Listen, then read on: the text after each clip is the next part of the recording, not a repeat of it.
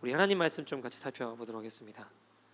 하나님 말씀은 느헤미야 2장 17절 18절입니다. 구약 성경 728페이지 있습니다. 728페이지 느헤미야 2장 17절 18절 우리 두 절밖에 안 되니까요. 우리 한 목소리로 같이 읽도록 하겠습니다. 같이 읽겠습니다. 시작. 후에 그들에게 이르기를 우리가 당한 공경은 너희도 보고 있는 바라.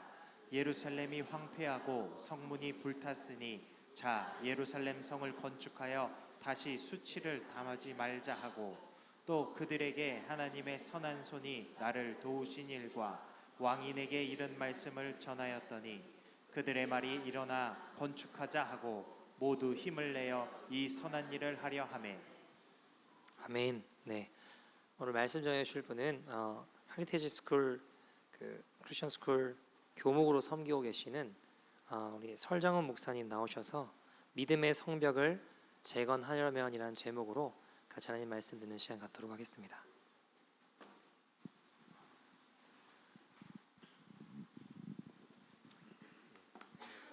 예, 감사합니다. 할렐루야. 아유, 아까 뜨거우시던데. 할렐루야. 아멘. 예, 저는 설장훈 목사고요.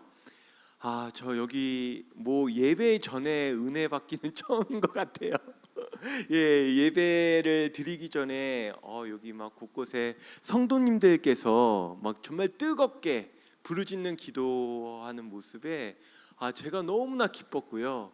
참 정말 이 십자가 교회를 통해서 하나님께서 진짜 하시고자 하는 일들이 많이 있구나라는 것을 더 감명 깊게 느끼는 시간인 것 같습니다. 오늘 참으로 이 부족한 저를 이 자리에 불러주셔서 말씀을 나눌 수 있게 해주셔서 너무 감사합니다. 예, 그리고 이제 오늘 말씀은 좀 전에 읽으셨던 것처럼 이제 느헤미야 말씀을 가지고 나누고자 하는데요. 이제 제목이 이제 믿음의 성벽을 재건하려면이에요. 먼저 이제 간단하게 이제 제 소개를 하면 이제 그 헤리티지 학교 이제 뭐 교목으로 지금 이제 소개가 되었지만 저는 이제 이전에 인도 선교사였습니다. 예, 여러분 인도 아시죠? 예, 가끔 막 다큐멘터리나 보면은 막 거리에 뭐 개와 소가 다니고 막 원숭이도 있고, 그리고 이제 막 머리에 막 터빈 두른 사람들도 막 있고, 예, 맞아요. 이제 그런 데 있었던 사람이고, 또 어떤 사람은 제가 좀 인도 사람 같이 생겼다 아닌가요? 예, 그렇게 이제 생각하시는 분들도 있더라고요.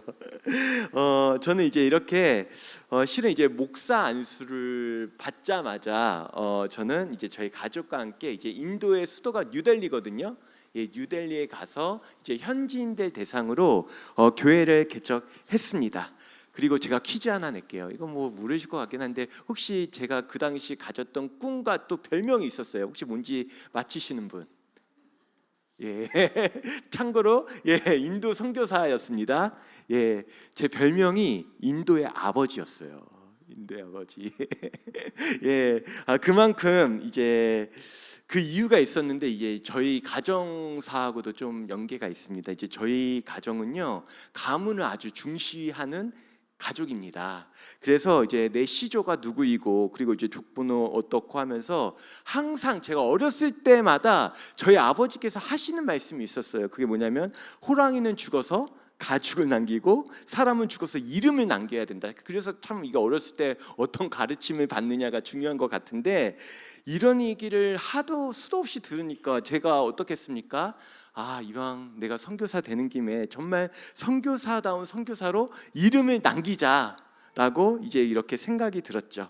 그리고 실제 이제 현지인들 대상으로 델리 두나에게 교회를 개척하면서 믿음의 성벽을 짓기 위해 최선을 다했습니다. 그런데 이제 그 길이 정말 쉽지가 않았어요. 여러분, 개척을 했었잖아요. 참고로 뉴델리는 복음화율 0.7%거든요.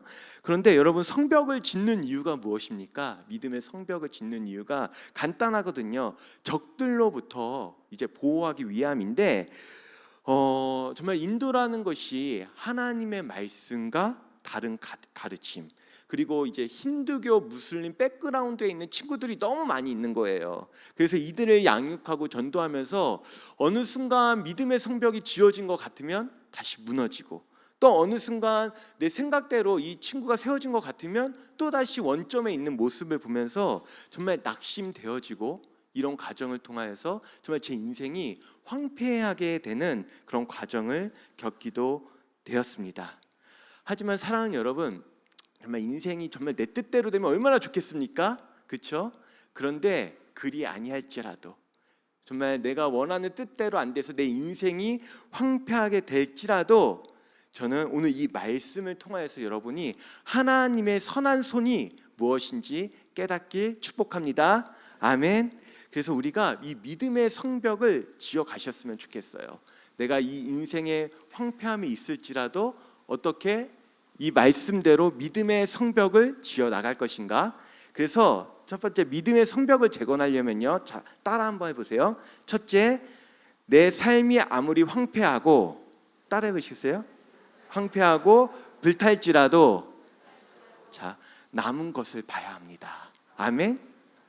아멘. 자, 아무리 내 인생이 황폐하고 불이 탈지라도 남은 것을 봐야 돼요. 자, 제가 2장 17절 말씀 우리 같이 한번 읽어보겠습니다. 자, 다시 한번 2장 17절 말씀 함께 읽겠습니다. 그들에게 이르기를 우리가 당한 공경은 너희도 보고 있는 바라. 예루살렘이 황폐하고 성문이 불탔으나 자, 예루살렘 성을 건축하여 다시 수치를 당하지 말자 하고. 아멘. 예, 오늘은 바벨론 포로에서 돌아온 느헤미야의 이야기 본문입니다. 여러분, 바벨론 포로 이후에 느헤미야가 예루살렘 고향 자기의 조국에 들어왔어요. 먼 타지에서 노예로 살다가 자유도 없이 그렇게 살다가 여러분 예루살렘에 돌아오니까 어떤 마음이 있었겠습니까? 예, 포로에서 해방이 되었어. 자유가 되었어. 내 조국에 다시 들어가. 얼마나 가슴이 기뻤어요. 가슴이 뛰었겠어요. 막 기쁨도 있고, 아, 내가 정말 이 예루살렘을 보면서 정말 기대함도 있었을 것 같습니다. 근데 현실이 너무나 비참했어요. 실제 포로 이후에 다시 자유를 얻어서 간 그 예루살렘은 아주 황폐했습니다. 아무것도 없었어요. 한때 이스라엘 사람들한테는 그 솔로몬 성전에 대한 추억이 있습니다. 아주 화려했고 정말 그 성전을 통해서 자부심이 있었을 텐데, 느헤미야는 막 걸으면서 아무것도 없는 것들을 보면서 되게 낙심도 됐을 것 같았습니다. 하지만 길을 걸으면서 이제 뭐 보이는 게 이제 예루살렘 성벽과 불탄 성문뿐이겠죠. 그런데 중요한 것은 무엇이냐면, 느헤미야는 이런 참담한 현실을 보고 있더라도 낙심하고 절망하지 않았다는 것입니다. 자, 느헤미야는 어떻게 했습니까? 제가 읽어드리겠습니다. 10절 말씀에 보면은 예루살렘이 황폐하고 성문이 불탔으니 자, 예루살렘 성을 건축하여 다시 수치를 당하지 말자라고 오히려 이렇게 고백을 합니다. 어떻게 느헤미야가 이런 고백을 할 수 있었을까요? 현실은 황폐해요. 현실은 성문이 불타고 남은 게 없는 거 보여요. 이런 거 보면 우리는 나에게 이와 같은 사건이 있을 때 낙심되어지고 절망이 오잖아요. 근데 어떻게 하면은 느헤미야처럼 이런 고백을 할 수가 있었을까요? 저는 이걸 보면서 느헤미야에게는요, 나와 같이 함께 같은 마음으로 이 예루살렘 성벽을 건축할 우리 공동체가 있었다는 것이죠. 즉 느헤미야에게는 함께할 사람들이 있었고 그것이 바로 남겨진 것이었습니다. 사랑하는 성도님들, 우리 인생도 마찬가지입니다. 정말 저부터도 그렇고 우리는 신앙생활을 하면서 어찌 보면 솔로몬 시대의 그 부귀영화를 기억하면서 정말 멋지고 믿음의 그 멋있는 성전을 짓고 싶죠. 화려한 성전을 짓고 싶지 않습니까? 아유, 여기는 목사님 정말 잘 양육을 하시고 전하셔서 분별을 아주 잘하시네요. 예. 그 화려한 성전을 막 짓고 싶을 때가 너무 많이 있어요. 그런데 생각지 못했던 건강의 문제, 재정의 문제, 또 어찌 보면은 뭐 왼수 같은 이제 뭐 나를 속상케 하는 이제 뭐 자녀 문제 등으로 내 믿음의 성벽이 다 무너지고 내 인생이 황폐할 수도 있다는 것입니다. 사랑하는 여러분, 내 인생이요 황폐하다 생각할수록, 내 안에 인생이 불타오르고 생각할수록 여러분 그 안에 남은 것을 보시길 바랍니다. 아멘. 오늘의 포인트가 이거예요. 그 어떤 사건을 통하여서 내 인생이 황폐하게 보일지라도 분명히 남은 것이 있고, 그 남은 것을 보고 일어설 수 있는 게 바로 오늘 말씀에서 이야기하는 것입니다. 저는 참고로요 20살에 이제 예수님을 믿었습니다. 예, 당대 신앙으로 이제 장남의 장손이에요. 예, 어떻게 그렇게 보이시나요? 예, 예, 좀 뭔가 목회자 집안 같죠? 아니에요. 예, 제가 이제 집에서 처음 예수님을 믿었는데 실은 이제 저희 집안이 좀 되게 특별해요. 예, 특별한데 어떻게 특별하냐면 제가 이제 진짜 정통 있는 그런 목회자 집안이었으면 좋겠는데 정통은 있어요.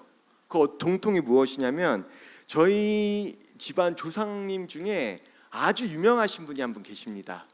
아실 수도 있을 것 같아요. 이제 해골 고인물을 드신 분.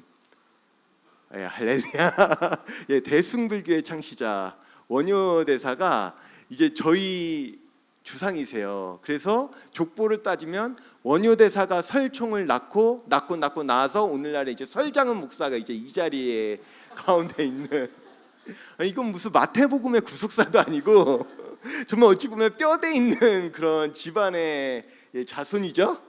예, 자 슬쩍 이제 제가 어떤 집안에서의 장남의 장손인지 감이 오시죠? 예, 거기에 제가 장남의 장손이에요. 처음 예수님을 믿었어요. 참, 그래서 제가 항상 좀 예수님을 이제 믿게 된 계기도 정말 스토리가 많아요. 근데 이거를 다 이야기하면은 이게 진짜 이 금요 모임이 완전 철야가 될 것 같아서 제가 좀 자제를 하고 있는데, 여러분 그 20살의 제 모습은 여러분이 보는 이 당정한 설장훈 목사의 모습이 절대 아닙니다. 예, 제가 패션을 좀 앞서갔어요. 힌트를 들으면 그때 당시 가장 유명한 이제 힙합 바지에 쪼리에 그리고 티셔츠에 그리고 헤어도 제 여기는 캐나다는 다 이제 제가 알아서 해야 돼서 이제 바리깡으로 막 하고 있는데, 이제 한 패션에서 이제 제가 곱슬이거든요. 막 스트레이트 파마의 당시 최고의 유행인 그 브릿지라고 아시나요? 예, 노란 머리 다니고 그것도 쌍가닥 브릿지를 하면서 정말 제 생각으로 봐도 뒤처지지 않는 패션을 가지고 있었던 것 같습니다.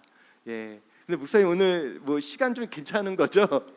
예, 좀 더 그러면 좀 하나님이 좀 더 이제 은혜를 부어 주셔서 저도 이제 좀 더 나눌 수 있을 것 같은데, 근데 이제 제가 어떻게 이제 예수님을 믿게 됐냐면요, 저는 예수님을 들어본 적이 없어요. 교회도 가본 적이 없는데 20살 대학에 들어가서 어떤 뭐 여기 있는 뭐 제 아내가 이 세상에서 가장 아름답습니다. 예.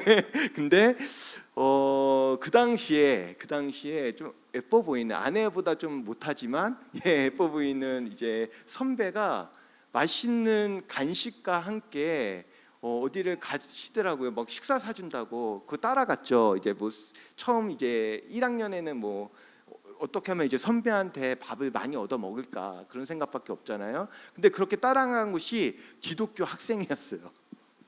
그리고 그 기독교 학생회에서 이제 선배가 이제 어느 날 결혼식을 하는데 같이 갔죠. 그리고 이제 거기 동아리 사람들이 찬양을 하는데 내가 천사의 말 한다 해도, 혹시 아나요?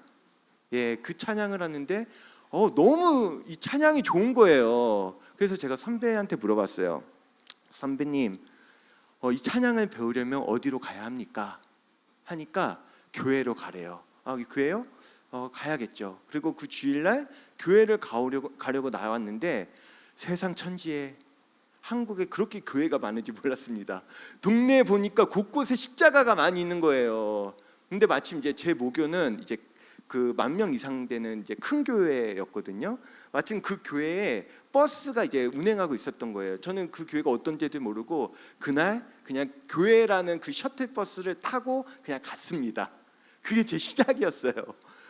그게 이제 시작이 되어서 이제 정말 감사하게 보면 그 당시 이제 안산 동산교회라고 그래도 이제 정말 좋은 교회를 만나서 가게 되었는데 첫날 교회도 모르는 사람이 가서 제 패션이 어떻겠습니까? 제가 아까 얘기했잖아요. 힙합 바지에 막 그렇게 하고 첫날 이제 가서 그 대학부 담당 목사님을 이제 새가족 모임으로 만났죠. 만나자마자 협박했습니다. 어떻게 했냐면 목사님 교회에 가면 이제 그 성가대라는 게 있다고 들었습니다. 예, 성가대라는 것이 있는데 제가 좀 노래를 거기 가면 노래를 배울 수 있다고 그래서 좀 들은 거는 있어서 저를 성가대에 가입시켜 주시겠습니까? 아니면 실족해서 실족하게 하시겠습니까? 하면서 막 한 거예요. 지금 돌아보면 어이가 없죠. 근데 그 목사님께서 저를 받아주셨어요. 받아주셔서 그날 딱 얘기하시는 게 대학부에는 성가대가 없어서 성가대는 없고 중창팀만 있다. 해갖고 그 중창팀 담당 간사님을 딱 해서 또 중창팀 하면은 파트를 나눠야 되지 않습니까? 이제 정말 그 중창팀을 통해 제가 정착할 수 있도록 안내해 주셨습니다. 그리고 아직도 기억이 나요. 그때 이제 간사님이 이렇게 이제 피아노를 있어서 이제 파트를 구분해야 되니까 찬송가를 딱 주시는 거예요. 딱 봤죠. 제가 어떻게 알아요? 난 초신자인데, 난 생전 찬송가를 본 적이 없는데. 신나게 그때 당시에 저 이제 제 시대에 모르겠어요. 제 나이 때 아시는 분들은 이제 유승준이 최고였거든요. 예, 유승준 노래를 아주 멋지게 가요를 불렀습니다. 근데 그 간사님이 이렇게 얘기하시더라고요. 랩 부르지 말고 발라드 쪽으로 부를 수 있느냐. 실화입니다, 실화. 그날 하루에 그렇게 해서 이제 제 신앙이 시작하게 되었고. 정말 하나님께서 그걸 계기로 해서 은혜를 주셨습니다. 그리고 또 선배가 제 모습을 보면서 성경 말씀을 읽으라고 했는데 읽겠습니다 했는데 세상에 여러분 성경 말씀이 정말 꿀보다 다른 거예요. 이 말씀이 있는데 정말 웬만한 뭐 만화책이나 무협지 저리 가라. 진짜 하루 종일 막 창세기인데 막 화장실 갈 때까지 해서 한 달 일주일 만에 일독이 되는 거예요, 여러분. 한 달 일주일. 새신자가 제가 그때 알았어요. 아, 말씀이 정말 꿀보다 달구나 라는 것을 그때 알게 되어지고 제가 이제 선교사로서 이제 헌신을 하게 되어진 거죠. 예. 물론 집안에서 반대도 되게 많았어요. 막 아버지께서 맨날 그러시더라고요. 너 교회 가면은 뭐 밥이 나오냐, 뭐 돈이 나오냐. 그럼 제가 딱 했죠. 그때 당시 교회에선 국수 나왔거든요. 아버지 밥은 안 나오지만 국수를 줍니다라고 막 따지기도 했고 또 이제 이런 신앙생활하면서 제가 잠꼬대 막 그때 당시는 완전 성령 충만하니까 잠을 자다가 막 찬양을 불렀나 봐요. 우리 아버지께서 막 열받으셔서 너는 잠꼬대로 찬양을 하네 하면서 집에서 제가 쫓겨났는데 와, 그날 또 비가 와. 얼마나 서글프고 갈 데가 없는지 이런 여러 가지 부분들이 되게 어려움이 많았던 것 같아요. 또 이제 제사를 지내야 되는데 장남의 장손으로서 또 절을 할 수가 없으니까 그러면서 이제 여러 가지 이제 힘든 시기를 겪었지만 그럼에도 불구하고 확실한 것은 하나님께서 그 첫사랑의 간격이 너무나 커서 또 선교사로서의 그 부르심이 너무나 커서 저는 이렇게 신앙생활하는 것이 너무나 기뻤습니다. 그래서 여러분 혹시나 모르겠어요. 귀가 좋으신 분들은 제 심장 소리가 들릴 수 있어요. 어떻게 들리냐면 자, 복음 아유, 제가 부끄럽네요. 제가 부끄럽네요. 아, 진짜요. 저는 심장이 두근거릴 때마다 이제 복음 뛰는 게 뛴다고 그냥 외쳤죠. 예, 자, 이렇게 제가 시작을 했습니다, 여러분. 그 마음으로 20살에 예수님을 믿고 선교사로서 이제 사명을 받아서 그러니 얼마나 열심히 훈련을 받았겠습니까? 아, 나는 하나님께서 이 길을 이끄셨다라고 해서 정말 그 누구보다 이제 훈련을 받았던 것 같고요. 그리고 제가 인도를 가게 된 계기는요, 간단해요. 여러분, 인도가 제 첫 선교지였어요. 선교지였습니다. 어찌 보면 첫사랑과 같은 곳인데 처음 인도에 갔는데 정말 이상한 거예요, 여러분. 인도 그 이상한 향신료 냄새가 있잖아요. 그리고 이제 인도 사람들이 되게 이해할 수 없는 제스처가 있어요. 예수 하면 고개를 끄덕여야 되는데 항상 막 이래요. 반대로 이게 뭐 긍정인지 아닌지도 모르겠고 막 하면은 뭔가 되게, 근데 어느 순간 그 이상한 그 향신료 냄새가 너무 고소하게 예, 적응이 된 거죠. 그리고 인도 사람들이 얼마나 사랑스럽게 됐는지, 그리고 처음에 가서 막 길거리에 막 개하고 소하고 실은 싸우느냐고 난리였는데 어느 순간 완전 친구가 돼갖고 정말 그 인도를 말 그대로 첫 선교지로, 첫 사랑으로 또 이제 사랑하게 되었죠. 그래서 저는 그 누구보다 인도 선교사가 되기 위해 이제 훈련을 한 것 같습니다. 그리고 마침내 이제 신학으로 해서 목사 안수를 받고 저는 인도 뉴델리에 교회를 개척했습니다. 물론 그 과정은 쉽지 않았습니다. 뉴델리는요 복음화율 1%가 되지 않아요. 무슬림도 강하고 힌두교도 아주 강했어요. 문화도 다르고 또 종교도 너무 열악하니까 정말 막막하더라고요. 어디서부터 어떻게 시작해야 될지를 전혀 모르겠고 진짜 맨 땅에 헤딩하는 느낌이었어요. 그리고 여러분 뉴델리가요, 인도가 한여름 한낮 온도 혹시 몇 도인지 아시나요? 한낮에 온도가 실제 제 눈을 의심했는데 50도예요. 50도. 거짓말이 아니라 진짜 50도예요. 그래서 매일 밖에 갔다 오면요 땀에 옷이 하얗게 되는 겁니다. 정말 쉽지 않은 상황이었죠. 정말 막막하고 정말 열악한 이 환경 가운데 어떻게 이제 사역을 진행할 수 있을까? 그런데 이상하게도 하나님이 주시는 마음이 정말 하나님이 살아계시고 하나님 나라에 대한 소망을 주셨으니까 정말 할 수 있다라는 그런 마음을 받았던 것 같습니다.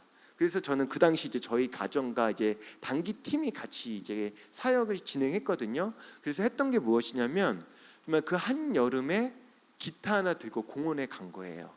그리고 이제 저희 가정과 이제 그런 팀들이 모여서 기타를 들고 찬양을 합니다. 찬양을 하면 어떻게 하겠습니까? 현지인들이 신기해서 한 명, 두 명씩 막 모이기 시작하는 거예요. 그래서 찬양을 한 3-4곡 하면 어느 순간 저희 주변으로 진짜 한 10명 이상 쫙 모이는 것입니다. 여러분, 바로 이때 타이밍이 온 거예요. 말씀을 전할 타이밍, 구원은 십자가는 타이밍이라고 하잖아요. 바로 이때 이제 예수님을 전파하며 복음에 충격을 주는 것입니다. 아멘. 그러면 이때 제가 이사야서 61장 1절 말씀인데 정말 이 말씀의 역사가 일어나는 거예요. 어떤 역사냐면 주 여호와의 영이 내게 내리셨으니 이는 여호와께서 내게 기름을 부으사 가난한 자에게는 아름다운 소식을 전하게 하려 하심이라. 나를 보내사 마음이 상한 자를 고치며 포로된 자를 자유를, 갇힌 자에게 노임을 선포하며. 아멘. 종교의 카스트 제도의 포로가 되었던 현지인들이요, 예수님 말씀이 전해지니까 해방이 되는 것입니다. 자유를 얻게 되는 것입니다. 무슬림이 회심되어지고 힌두교인이 회심되어지고 카스트 제도의 계급이 있잖아요. 그 계급 안에 제압되어 있었던 모든 사람들이 해방을 얻는 것을 보게 된 것이죠. 이렇게 델리 교회가 개척이 되었습니다. 그러면서 참 많은 일들이 있었어요. 제가 이 사역을 보면서 느낀 것이 무엇이냐면, 여러분 인도는 카스트 제도가 있잖아요. 정말 쉽지 않았던 게 뭐냐면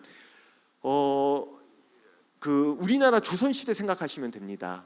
그 양반과 이제 노예가 있었듯이 인도 사람도 이제 이름의 성을 보면은 이 사람이 카스트 제도의 높은 계급인지 낮은 계급인지 이름만 봐도 알아요. 그리고 더불어서 백그라운드, 종교 백그라운드가 다르잖아요. 무슬림, 힌두교에 있어서 막상 교회를 개척해서 이렇게 예배를 드리는데 장난 아닌 거예요. 막 계급을 따지기도 하고 백그라운드를 따지기도 하고 막 그랬던 거죠. 근데 중요한 것은 무엇이냐면 여러분, 정말 말씀 안에서 성령께서 일하실 때 여러분 성령의 역사하시면요 계급을 뛰어넘더라고요. 종교적 백그라운드를 뛰어넘더라고요. 함께 찬양하면서 예배했을 때 높은 계급이나 낮은 계급이나 그리고 무슬림이나 힌두교인이나 시크교인이나 정말 함께 그 성령 안에서 한 형제요 자매가 되었음을 고백합니다. 아멘. 자, 이렇게 교회가 개척되어지고 정말 하나님의 크신 은혜를 부어 주셨습니다. 근데 정말 중요한 것은 이 초심을 지켜 나가는 것이에요. 저도 정말 순수한 마음으로 이렇게 잘 나아갔습니다. 그리고 교회를 개척하면서 정말 100명 되는 성도들이 왔어요. 여러분 대단하지 않아요? 예? 근데 중요한 거는 초심을 지키는 거라고 했잖아요. 어느 순간 제가 이렇게 사역을 정말 겸손한 마음으로 했으면 됐는데 욕심이 있었던 것 같아요. 여러분 제 별명이 뭐라고요? 인도의 아버지. 인도의 아버지. 순간 딱 이런 마음이 있는 거죠. 진짜 이 교회가 100명이 되고 또 다른 지역에 이제 교회를 개척할 만큼 이제 성도 수가 이제 생겼거든요. 그리고 인도는 대가족이라 한 명이 오면 막 그 안에 막 한 명이 7, 8명입니다. 자, 제가 어떤 마음이 됐겠습니까? 되었다. 제 가문이 뭐라고요? 이름을 남겨야 된다고 했잖아요. 선교사다운 선교사, 내가 인도의 아버지가 될 수 있겠구나라고 하면서 제 욕심이 막 올라오기 시작하는 것입니다. 그러면서 제가 이제 책도 써야겠다면서 책 제목도 막 이제 고민하기 시작했어요. 그러면서 제 1권, 자, 인도의 설선교사 인도의 아버지 되다. 잘 팔릴 것 같지 않습니까? 예? 딱 해서 그러니까 이제 제 욕심이 이제 그때 당시 이제 30대 어렸었고 겸손하지 못해서 진짜 이제 막 1권에서 설선교사 인도의 아버지 되다. 그리고 이제 두 번째 권도 이제 막 생각한 거예요. 인도 선교 당신도 할 수 있다.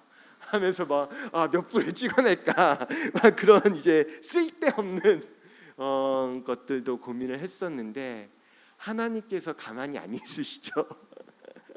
정말 제 생각과 다르게 하나님은 저의 모든 것을 아시고 겸손케 하시기 위해서 정말 제가 생각지 못한 이 예루살렘처럼 황폐하고 불타는 인생으로 만드셨습니다. 예, 정말 생각지 못한 일들이 있었어요. 제가 오늘 하다 보니까 실은 이제 설교 내용보다 좀 더 많은 것들을 얘기하게 됐는데 어떤 일이 있었냐면 바벨론 침략으로 이제 예루살렘이 불타올랐잖아요. 이와 같이 제가 인도 선교 사역을 하면서 제 몸이 정말 불타오르는 듯이 아팠습니다. 정말 아팠어요. 그 통증이 어느 정도였냐면 이제 병원에 그래도 갔는데 검진을 해도 어디가 아픈지 모르는 거예요. 막 초음파 검사를 해도 알 수가 없는 거예요. 그래서 곳곳마다 이제 많은 병원을 갔는데 처방이 뭐냐면 진통제만 주는 겁니다. 그래서 여러분 제가 이건 장담할 수 있는데 인도 선교사님들 중에 가장 다양하고 많은 진통제를 먹은 선교사는 내가 손꼽히지 않을까. 그 정도로 각 병원만 가면 이상은 없는데 정말 다양한 진통제만 주는 거예요. 근데 이제 또 중요한 건 뭐냐면 이 진통제를 먹으면 이게 또 내성이 생기잖아요. 잘 안 듣는 겁니다. 그래서 이제 오늘같이 이런 설교가 있을 때 설교 뭐 30분 전에 시간 맞춰서 진통제를 먹고 또 이제 기도가 있을 때 양육이 있을 때 뭐 20분 전에 진통제를 먹고 그 자리에서 이제 뭐 말씀을 전하고 또 이제 뻗고 그렇게 이제 계속 버텼어요. 그리고 이제 어느 날 전도 축제가 있었습니다. 전도 축제. 그래서 이제 호텔에 이제 한 홀을 빌리고 약 이제 진짜 세 가족만 한 100명 정도 되는 이제 현지인들이 이제 왔었는데 여러분 정말 제가 그 모습을 보면서 얼마나 기뻤겠습니까? 정말 이제 100명 이제 세 가족들이 오고 정말 그 행사를 잘 치렀는데 중요한 것은 바로 그 다음 날 저는 참을 수 없는 통증으로 다시 응급실에 실려가게 됩니다. 그리고 엑스레이를 찍었어요. 엑스레이를 찍는데 저도 아직도 그 현지 의사의 표정이 기억에 남아요.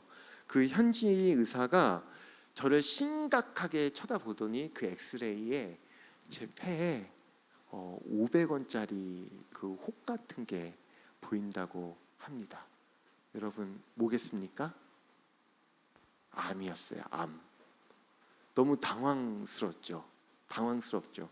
왜냐하면 정말 큰 축제를 이뤘고 어찌 보면 새 가족이 왔었고 어쩌면 되게 욕심대로 인도의 아버지 딱 그 진짜 그 책을 쓸 수도 있는 그 순간이었잖아요. 근데 그 축제가 끝나자마자 이 아민 같다라는 이야기를 듣고 그리고 그 현지인이 더 이야기하는 것은 무엇이냐면 내가 더 이상 해줄 것이 없는 것 같다라고 해서 한국에 돌아갈 것인지 아니면 그 현지 병원 다른 데 이제 소개를 해주겠다라고 이야기를 하더라고요. 저는 이제 그 순간 그 이야기를 듣는 순간 정말 제 인생이 황폐하게 됨을 보게 되었습니다. 사랑하는 여러분, 저는 이제 그 당시 이거를 못 봤어요. 못 봐서 그 사건에만 매여서 나만 앞서다 보니까 제 욕심이 많다 보니까 정말 원망이 되었고 낙심이 되었습니다. 근데 뒤돌아 봤을 때 정말 오늘 이 말씀에 남은 것이 있다고 하잖아요. 이 사건을 통해서 하나님께서 나를 겸손케 하시고 정말 남은 것들이 되게 많이 있었거든요. 그 당시 이제 내 구원을 통해서 내 함께하는 기도의 공동체 또 이제 가정 등 여러 가지 이제 이야기들이 있었는데 남은 것을 보지 못하니까 그냥 인생의 매반은 황폐한 가운데 제가 이제 불타고만 있었던 것이죠. 그래서 항상 여러분 내 인생이 황폐할지라도 남은 것을 보시기 바랍니다. 아멘. 자, 그리고 믿음의 성벽을 재건하려면 두 번째, 선하신 하나님을 믿어야 됩니다. 아멘. 자, 18절 말씀도 함께 다시 한번 읽어보겠습니다. 또 그들에게 하나님의 선한 손이 나를 도운 일과 하나님 그들의 말이 일어나 건축하자 하고 모두 힘을 내어 이 선한 일을 하려 하매. 아멘. 예루살렘이 황폐하고 막막한 상황이지만요, 중요한 것은 느헤미야는 하나님의 선한 손이 이 일을 어떻게 도왔는지를 나누었다는 것입니다. 하나님이 어떻게 살아서 함께 하셨는지를 나눴다는 거예요. 그리고 이 일이 우리 모두가 힘을 내야 할 선한 일임을 확신시킵니다. 그래서 우리도 이런 이제 믿음이 되는 것입니다. 아무리 낙심되고 절망 가운데 있을지라도요, 여러분 중요한 것은 무엇이다? 하나님의 선한 손이 나를 돕는다. 아멘. 이 믿음이 중요한 거예요. 내가 내 인생이 불타오르는 것 같고 황폐한 것 같을지라도 하나님의 선한 손이 나를 돕는다. 이 믿음이 있어야 되는 것입니다. 이럴 때 우리가 이 선한 일을 경험하면서 함께 나눔으로써 이 믿음의 성벽을 지어갈 수 있는 것인데요. 제가 이제 암 판정을 받았다고 했잖아요. 이제 현지인한테 이제 받자마자 한국에 이야기를 하고 가장 빠른 비행기를 찾아서 이제 한국에 귀국을 했습니다. 그리고 이제 도착 당일에 이제 한국에 도착하자마자 큰 대학병원 당일날 응급실에 실려갔어요. 그리고 이제 온갖 검사를 하는데 긴장이 풀려서인지 몰라도 이제 정말 참을 수 없는 이제 통증이 정말 몰려오더라고요. 그리고 이제 거기서 진통제 주사를 맞게 하잖아요. 진통제 주사를 맞는데 실은 진통제 주사를 한 번 맞으면 한 3-4시간 동안은 아무것도 못 해요. 근데 중요한 것은 이 한 번 맞으면 이제 3-4시간을 갔으면 좋겠는데 이 진통제 주사가 1시간밖에 안 가는 거야. 내성이 있으니까. 그러니까 1시간 동안 진통제를 효과로 버티고 나머지 2-3시간을 그 통증을 그냥 참아야 되는 그런 상황들이 있었던 것이죠. 그러니 제가 어떻겠습니까? 정말 제 육체가 통증으로 불타오르는 것 같았다니까요. 여러분, 이렇게 정말 저는 깊고 깊은 그 절망의 골짜기 가운데 내려가게 된 것이에요. 그리고 이 암을 이제 진단 결과가 나왔는데요. 보통 이제 암 수치가 이제 피 검사를 하면은 10 미만이면 이제 정상이라고 합니다. 10 정도. 근데 이제 저는 이제 결과가 17,000이면 어떤지 아시겠죠?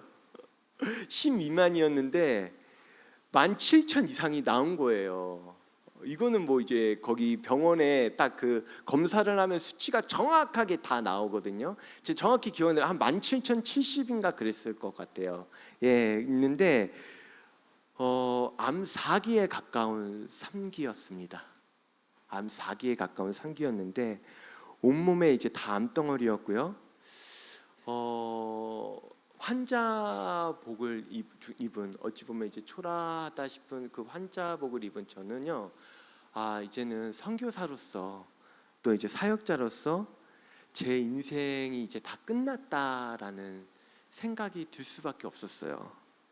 다행히 이제 뼈까지는 이제 암이 전이되지 않아서 제가 이제 살 수는 있었지만, 이제 저에게 여동생이 있는데 당시 이제 의사 선생님께서 제 여동생에게 마음의 준비를 하라고 했더라고요. 저는 단지 하나님 앞에 어찌 보면 이제 인도의 진짜 아버지로서 진짜 솔로몬 시대의 그런 화려한 성전을 지어서 하나님께 영광을 돌리고 싶었을 뿐인데, 내 생각과 다르게 초라한 황자복을 입고 병실 침대에 조용히 누워 있는 제 모습은 정말 말 그대로 황폐함이었습니다, 여러분.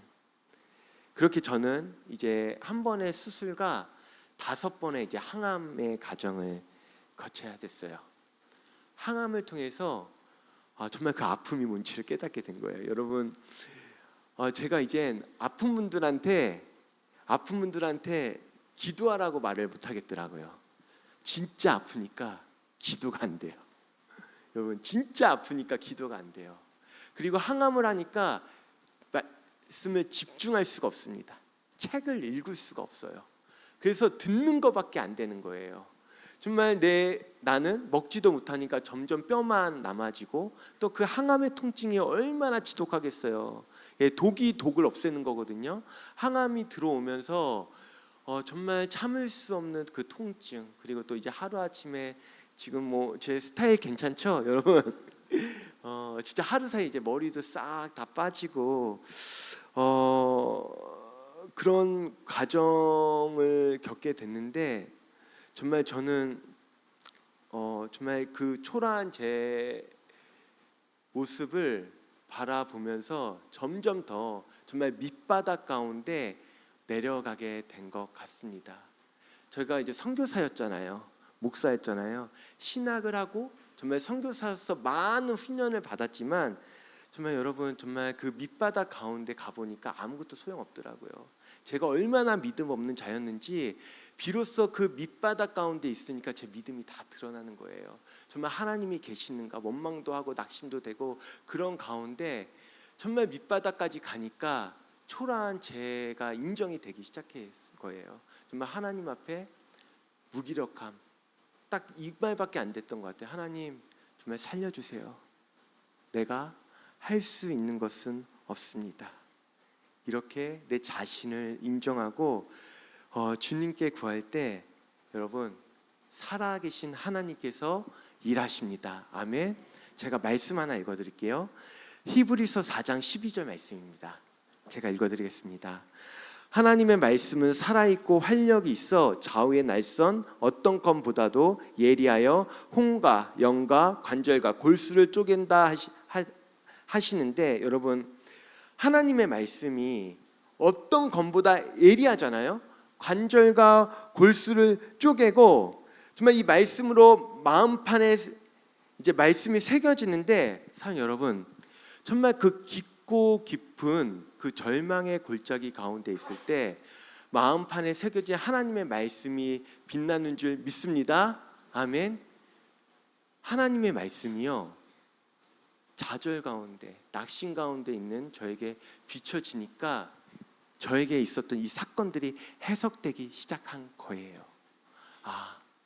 내가 정말 욕심 많고 그 화려한 성전을 지으려고 했던 것들이 모든 것이 나의 다 교만함이었구나.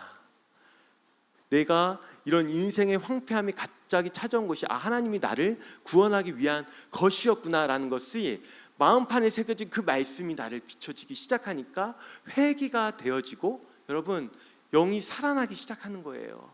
영이 살아나니까 육이 살아나기 시작했습니다. 그래서 여러분, 중요한 것은 뭐냐면 진짜 하나님의 말씀이 마음판에 새겨진다는 것입니다. 이 골수를 쪼개는 이 말씀, 좌우의 날선 그 어떤 것보다도 이 예리한 이 말씀이 다른 게 아니라, 주일에 듣는 이 말씀, 오늘 이 말씀 진짜 하나님의 선한 손이 나를 도우신다. 평소에는 알 수 없지만 우리가 흔히 들었던 이 말씀들이요, 나도 모르게 마음판에 새겨지고요. 그리고 내가 그 인생에 있었어요. 그 황폐한 그 밑바닥 가운데 있을 때 그 마음판이 말씀이 비춰지고 나를 돌아보게 하고 나를 회개하게 하고 나를 살린다는 것입니다. 그렇게 저는 회개가 되어졌죠. 인도의 아버지 제 제패입니다. 제 제패예요. 얼마나 욕심 많고 교만한 선교사였는지. 그래서 제가 인도의 아버지를 꿈꿨다는 것을 실은 내 제패로서 제 부끄러움을 고백하는 것입니다. 그래서 이 인생에 있어서 이 황폐한 같은 이 암사건은 저를 구원하기 위해, 목사로서 겸손케 하기 위해 하나님이 주신 사건이었죠. 그래서 하나님이 그걸 깨닫게 하시고 영이 사니 육이 살아나기 시작한 거예요. 여러분, 이때부터 이제 정말 기적이 일어나기 시작했습니다. 그건 무엇이냐면 이제 제가 한 번의 수술과 5번의 항암을 가졌다고 했잖아요. 그리고 그 과정 가운데 이런 일들이 있었던 거거든요. 말씀을 통해서 회개와 암 치료가 약 2달 정도 진행된 것 같아요. 암 상기, 암 수치가 17,000이 넘었는데 그 2달의 기간 동안 이 모든 암이 다 잡혔음을 고백합니다. 정말이에요, 여러분. 하나님의 선한 손이 돕는다고 말씀하시잖아요. 아멘. 맞습니다. 말씀으로 나에게 주어진 것들을 해석하고 말씀으로 정말 나에게 있었던 죄를 회개하니 나의 영이 살고 나의 육이 살아나기 시작하는 거예요. 아직 내가 감당해야 할 일이 있었던 것이죠. 그게 뭔지는 모르겠어요. 제가 그래서 캐나다까지 왔겠죠. 그렇게 해서 정말 믿기지 않는 일들이 있는 거예요. 처음에 그 잠수치 17,000이었던 것이 1차 항암을 통해서 절반으로 줄고 실은 이제 2차, 3차 때 다 잡혔어요. 근데도 이제 더 하더라고요. 그래서 이제 5번까지 갔는데 저는 이제 그렇게 하나님의 선한 손으로 이제 암 치료를 잘 받게 되었고요. 그리고 벌써 이제 2년이 지났지만 2년 전에 완치 반정도 받게 되었습니다. 아멘. 그러면서 제 고백은 목사로서 참 많이 철이 들었던 것 같아요. 왜냐하면 아프신 분들 보면 진짜 기도는 한다고 했지만 체율이 안 됐었거든요. 근데 이제는 아픈 분들만 보면 제가 이제 그 과정을 겪었잖아요. 먼저 체율이 되는 거예요. 그 어떤 아픔과 힘듦이 있을지 또 이제 그 과정이 있을지가 너무나 와닿고, 그리고 제가 그 교만함 때문에 하나님께서 완전히 낮추셨잖아요. 제가 짓고자 했던 그 화려한 성전이 없어지는데 하루밖에 걸리지 않았습니다, 여러분. 단 하루밖에 안 걸리더라고요. 그걸 보면서 하나님께서 원하시는 것은 물론 솔로몬의 그 화려한 성전같이 지어서 그런 것도 있을 수 있지만 그것보다 더 나를 구원케 하시고 이 설목사가 정말 죄를 회개하며 겸손케 되길 원하셨구나. 진짜 목사 또 선교사다운 선교사가 되길 원한다고 했잖아요. 진짜 선교사다운 선교사가 되도록 꼭 있어야 할 일이었다라는 것이죠. 아멘. 네, 이렇게 또한 믿음의 성벽을 지으려면요. 자, 3번째는 무엇이냐면 모두가 힘을 내어 일어나 건축해야 합니다. 아멘. 자, 18절 말씀 다시 한번 우리가 함께 읽겠습니다. 18절 말씀 읽겠습니다. 또 그들에게 하나님의 선한 손이 나를 도우시니까 왕이 내게 이른 말씀을 전하였더니 그들의 말이 일어나 건축하자 하고 모든 힘내어 이 선한 일을 하려 하매. 아멘. 예, 모두 이제 힘을 내어 이제 건축하라고 합니다. 그래서 이제 일어나 자 건축하자 하고 모두 힘을 내어 이 선한 일을 하려 하매. 아멘. 사랑하는 여러분, 제가 인도 선교사라고 했잖아요. 제가 캐나다에 오자마자 느낀 게 딱 하나 있었어요. 그게 뭐냐면 캐나다도 선교지다. 정말 쉽지 않은 거예요. 인도 선교사인 제가 여기 캐나다에서 맡긴 게, 캐나다가 단지 이제 인도와 다르게 이제 문화와 이런 종교적인 건 다르지만 정말 치열하게 이제 살아가는 이제 이민자의 삶, 그리고 동성애와 이제 또 마약 문제, 그리고 이제 물가도 되게 비싸잖아요. 하루하루 살아가는 것이 정말 쉽지 않음을 고백하게 되어집니다. 근데 이런 것들을 봤을 때 여러분 정말 이게 혼자서 할 수 있는 것이 없는 거예요. 제가 이제 여기서 좀 더 이제 이야기를 하면 이 인도 선교사가 되어야 됐는데 좋아요. 이제 인도 선교사 선교사가 인도의 아버지가 되고자 이제 인도 갔다가 암에서 이제 이렇게 꺾여서 이제 한국까지 온 것까지는 이해하시겠죠? 근데 이 설 선교사가 인도에도 없고 한국에도 있고 왜 여기 있나? 왜 여기 있나? 저도 모르겠어요. 근데 이거를 좀 더 이제 말씀드리면 저는 이제 여기 오기 전에는 이제 우리들 교회라고 해서 좀 큰 교회에 있었습니다. 거기서 이제 사역을 했었고 되게 안정적으로 사역을 했었어요. 그리고 이제 지금 이제 제가 교목으로 있는 이제 헤리티지 쪽에서 이제 캐나다에 와서 같이 사역하자라는 제의를 받았습니다. 뭐 기도해 보겠다고 했죠. 근데 기도 안 했어요.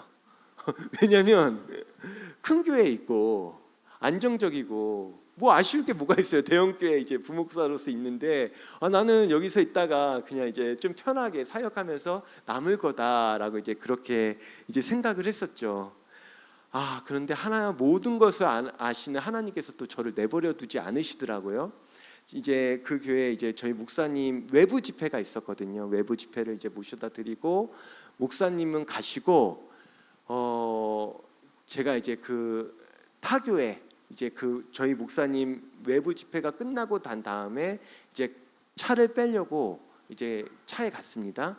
근데 그때 그 교회에서 금요 철야 이와 같이 금요 철야 기도회가 있었던 것 같아요. 제 차를 2중 3중으로 다 막고 있더라고요. 그게 1월 달이었는데 1월 초. 근데 제 차를 도저히 뺄 수가 없는 거예요. 그리고 한국에 1월 초면 눈이 오잖아요. 마침 그날 대설주의보. 또 이제 눈이 막 오려고 하네. 제가 너무 당황해갖고 그래도 이제 하소연할 때가 제 마누라밖에 없잖아요. 아내밖에 없으니까 아내한테 전화를 해서 여보야 하면서 이렇게 해서 정말 수고하고 집으로 가려고 하니까 이렇게 이제 갈 수가 없어. 그리고 눈도 오네. 대설주의보인데 어떡하지 하니까 제 아내가 딱 이 한마디라는 게 잘 됐네. 목사가 기도해야지. 뭐 철야기도 있다며 철야기도 하라는 거예요. 또 자존심이 있어가지고 그치해서 그리고 또 마침 뺄 수가 없으니까 철야기도가 끝나야 차를 뺄 수 있잖아요. 솔직히 너무 춥고 갈 데 없어서 그날 교회 철야기도에 가게 되었습니다. 그때 이제 또 하나님의 역사가 일어난 거예요. 억지로 철야기도에 가서 기도를 하는데 그날 말씀이 하나님께서 새 길을 여시는 것은 영혼 구원을 위한 것이다라는 그 메시지를 주셨습니다. 저에게 있어서 새 길은 캐나다였잖아요.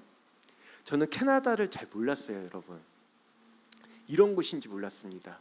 동성애 문제가 있는지도 몰랐고 이런 마약 문제나 그런 거에 대해서 전혀 몰랐습니다. 저는 그냥 잘 사는 나라로만 알았어요. 기독교 국가인 줄만 알았어요. 근데 그날 새 길을 여시는 것은 영혼 구원이다라는 그 말씀을 주시면서 맞지. 나는 선교사로서의 삶을 살기로 했지.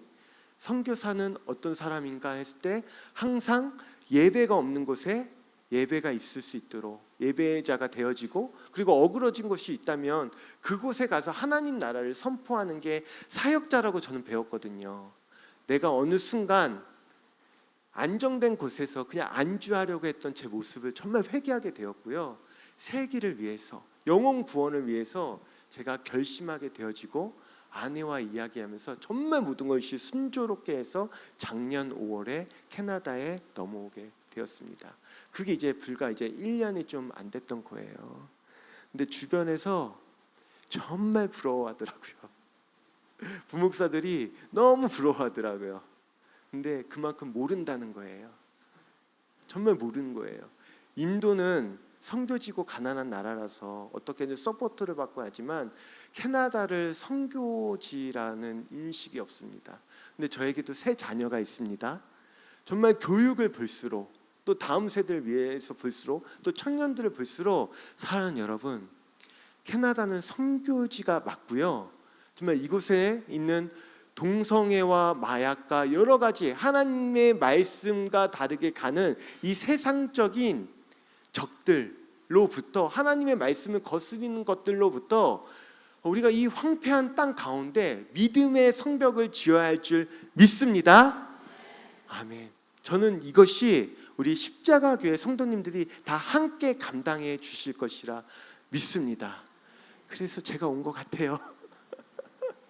강압적으로 철야기도에 끌려와서 기도하게 하시고 왜 그렇게 마음을 군데군데 감동을 주시는지.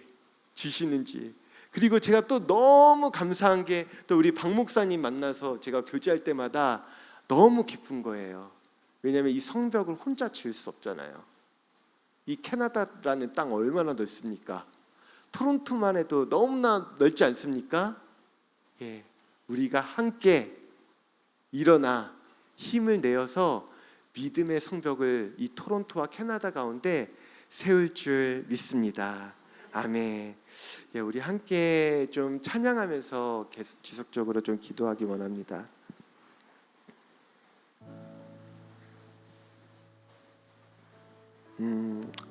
저는 이제 오늘 이 말씀처럼요, 정말 이 토론토 땅 가운데 우리가 믿음의 성벽을 지어 나갔으면 좋겠어요. 제가 이제 오늘 또 이제 모르겠어요. 이제 제가 너무 감동이 되어서 어찌 보면 설교 본문보다 이제 좀 그냥 뭘까 감정에 따라서 좀 더 많이 나눴던 것 같아요. 근데 이제 중요한 것은 뭐냐면 사랑하는 여러분, 하나님은 살아계시다는 것입니다. 하나님께서 살아계시고 그리고 저에는 짧은 인생이지만 정말 인생의 황폐함도 맛보게 하셨고 그리고 여러 가지 또한 이제 그 인생의 굴레를 통하여서 하나님께서 크신 은혜를 주셨던 것 같아요. 이제 앞으로 이 땅 가운데서 하나님이 어떻게 인도하실지를 모르겠어요.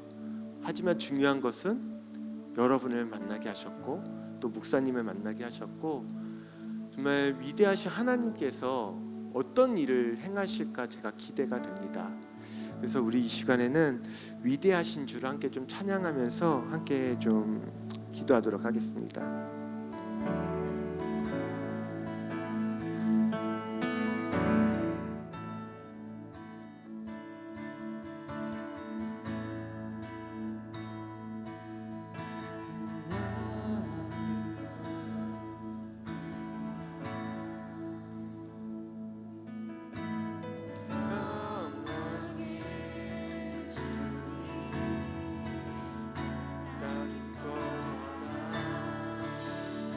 땅 기뻐하라. 죄의 옷 입고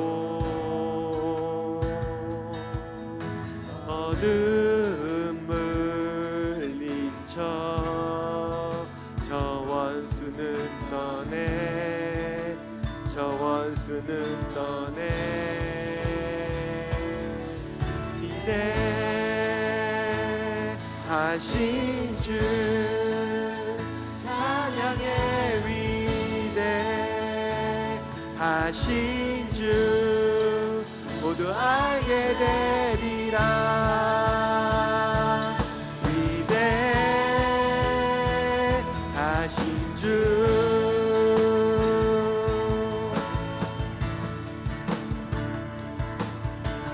영원한 주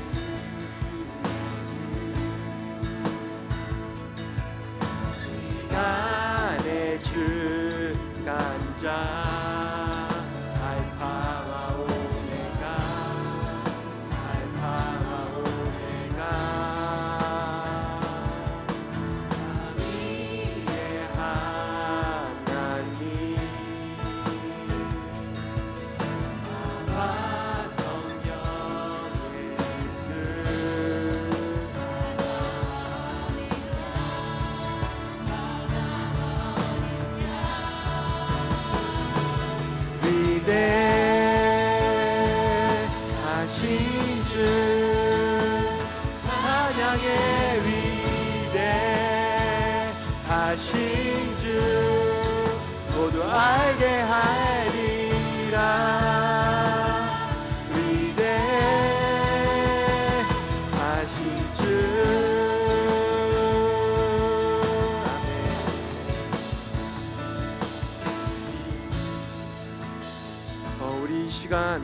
다시 말씀을 기억하면서 기도하길 원하는데요.